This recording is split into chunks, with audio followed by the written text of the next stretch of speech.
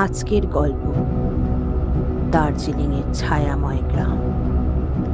দার্জিলিংয়ের উত্তর পূর্বের পাহাড়ি পথ ধরে, যেখানে চা বাগানের সবুজ ঢেউয়ের মাঝে লুকিয়ে আছে একটা ছোট্ট গ্রাম, নাম তার কালো পাহাড়। গ্রামটা এতটাই নির্জন যে সূর্যাস্তের পর মানুষের পায়ের আওয়াজও থেমে যায়। চারপাশে ঘন কুয়াশা আর পাহাড়ের গায়ে গায়ে বাঁধা পুরনো রাস্তা, যা কখনো কখনো রাতের অন্ধকারে নিজেই হাঁটতে শুরু করে বলে গ্রামবাসীরা মনে করে।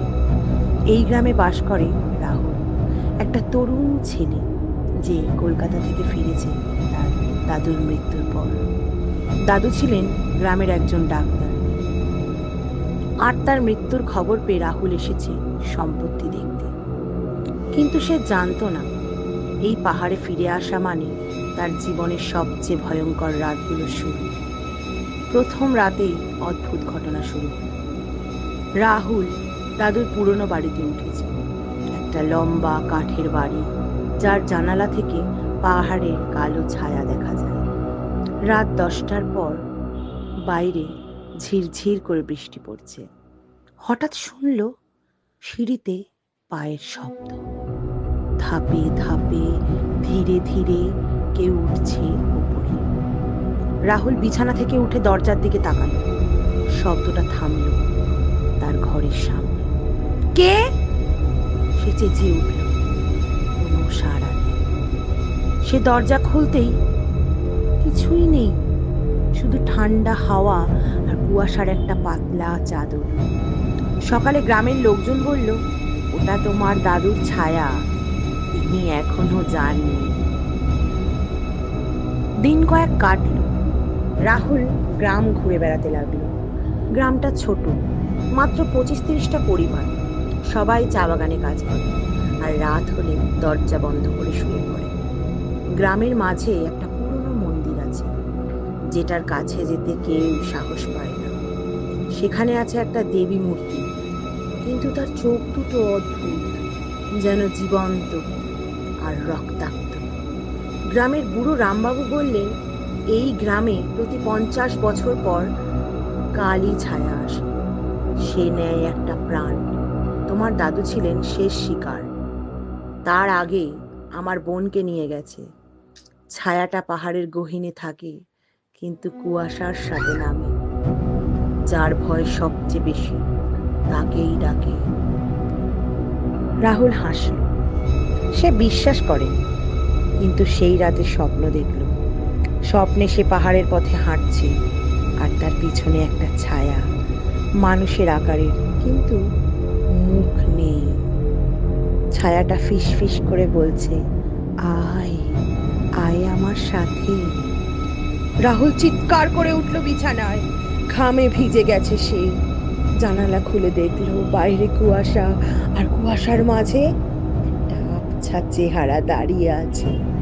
সাদা শাড়ি, লম্বা চুল, কিন্তু মুখটা মুখটা কালো, যেন গিলে খেয়েছে অন্ধকার।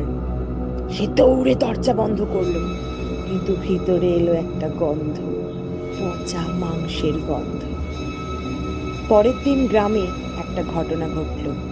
গ্রামের ছেলে শ্যাম কুয়ো থেকে জল তুলতে গিয়ে হঠাৎ অদৃশ্য হয়ে গেল।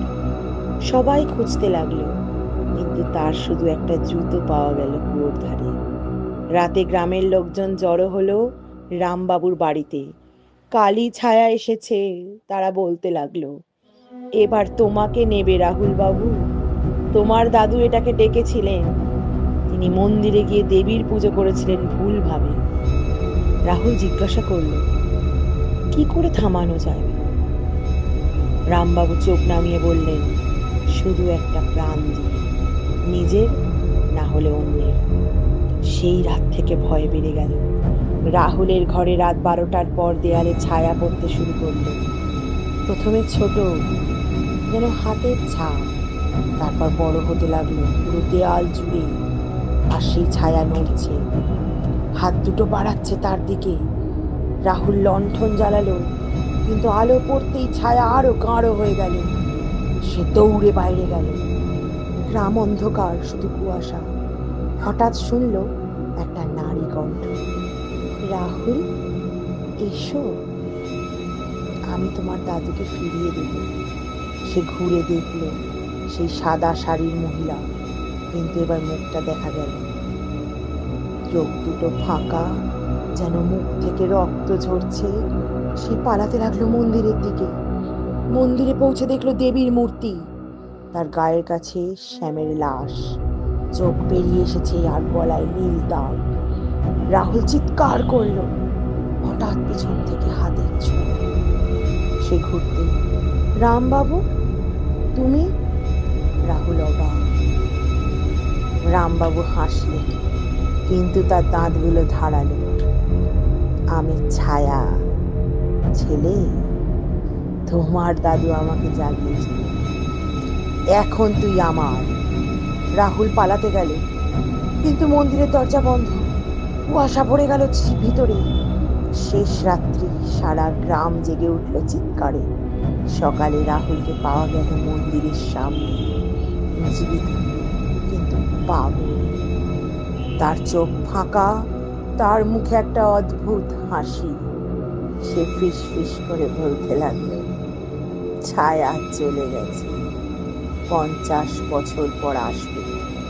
গ্রামবাসী তাকে ছেড়ে দিল পাহাড়ে, কিন্তু রাত হলে তারা শোনে পাহাড় থেকে পায়ের শব্দ, আর কুয়াশায় একটা নতুন ছায়া।